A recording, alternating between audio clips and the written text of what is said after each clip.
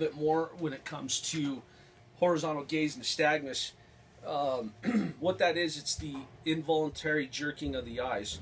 Everybody has natural nystagmus, which is the involuntary jerking of the eyes, but it's so minimal that you can't see it on a sober person. When people are under the influence of alcohol or drugs, and their impairment is very high, it's like a sprinkler head. We tell them to watch the tip of our finger or a pen, and we move it back and forth in a straight line, and their eyes are in a jerking fashion that indicates alcohol's in their system. On the walk and turn, we give them a series of instructions, and one of the things that we look for is the ability to understand and follow directions, like starting the test too soon, their poor balance, unable to follow instructions. And that also goes with the one leg stand, because when people have alcohol in their system, their balance are bad, they can't follow instructions, and those are all indicators on our test that can determine that there's alcohol in a person's system. What we do when we're out there looking for DUIs is several different reasons. People's bad driving habits, they can't maintain a lane assignment. I'm also trained in radar and LiDAR for speeding. A lot of people speed, they drive with no headlights on, they drive the wrong way on a one-way street. A lot of it's just simple traffic violations that a sober person wouldn't actually do.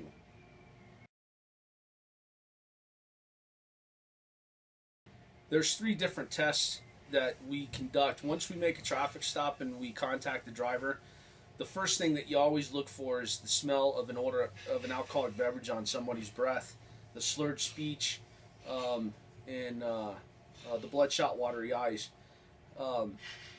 At that point in time, once we observed all those indicias of alcohol and two other things, the slurred speech and the odor of an alcoholic beverage, we ask the individual common questions. Have you been drinking? Yes, I have.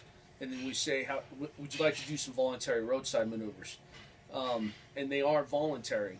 So what those consist of is we get the party out of the car and put them on a safe environment, the sidewalk or off the highway, and we do which is called horizontal gaze nystagmus, and then we do the walk and turn and a one-leg stand.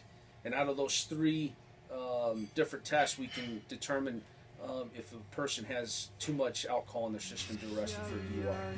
Of what you might say when I bring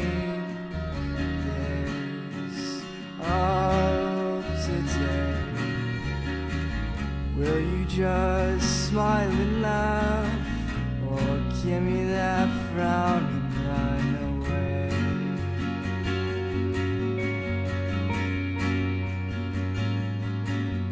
Oh, saying I can't believe you still care.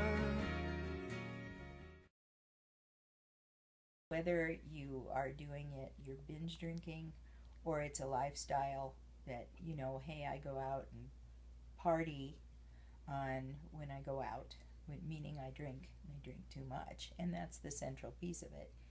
You're now in a disease process, and it's a disease of denial. So you say, well, every time I go out and party, I don't really want to get a cab. I can't afford a cab.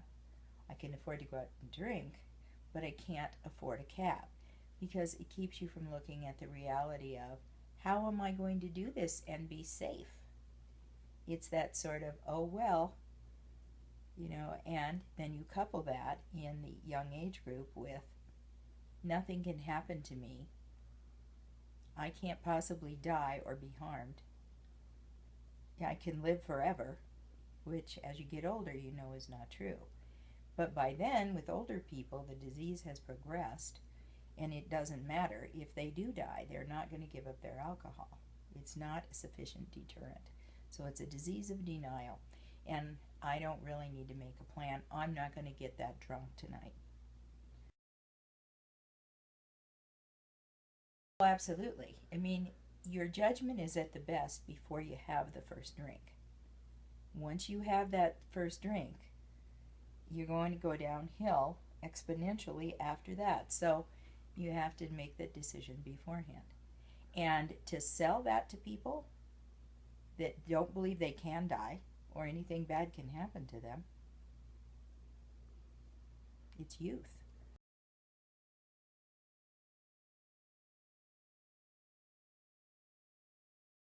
I definitely didn't have a clear head at that point, and it just seemed like the most convenient thing to do, even though I knew it wasn't, especially the next morning. It never is.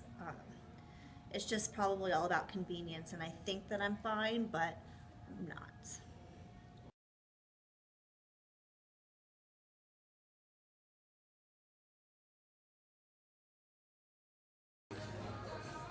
I was playing a simple game of Disney Trivial Pursuit, drank way too much, and got into my car, blacked out.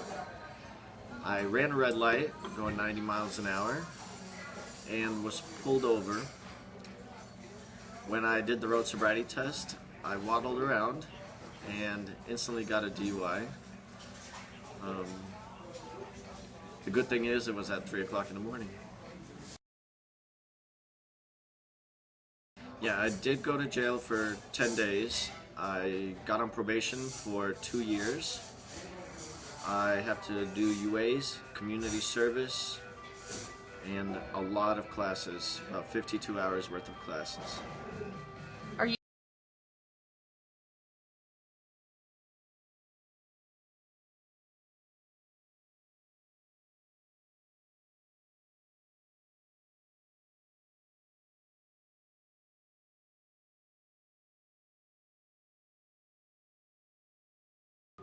Go ahead.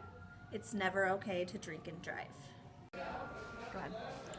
Don't drink and drive.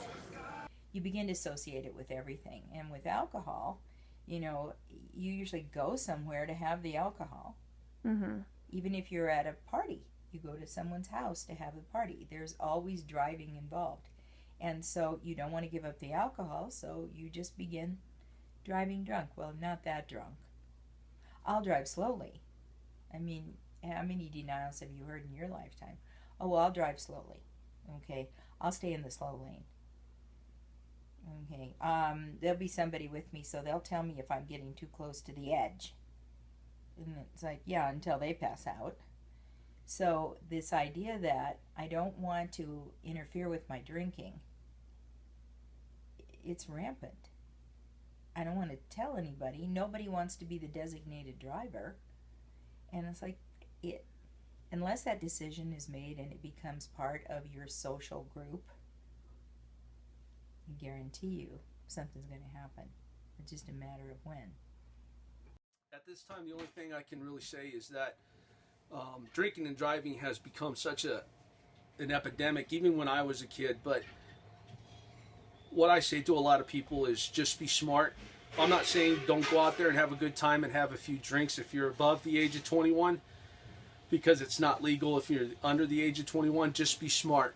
Get a designated driver, make smart choices, get a taxi, a sober friend to drive or something like that. Just don't make the bad decision and get behind the wheel and drink and drive. If I could see you in the morning, things could be better. If I could see you in the morning, my days would last forever. If I could see you in the morning,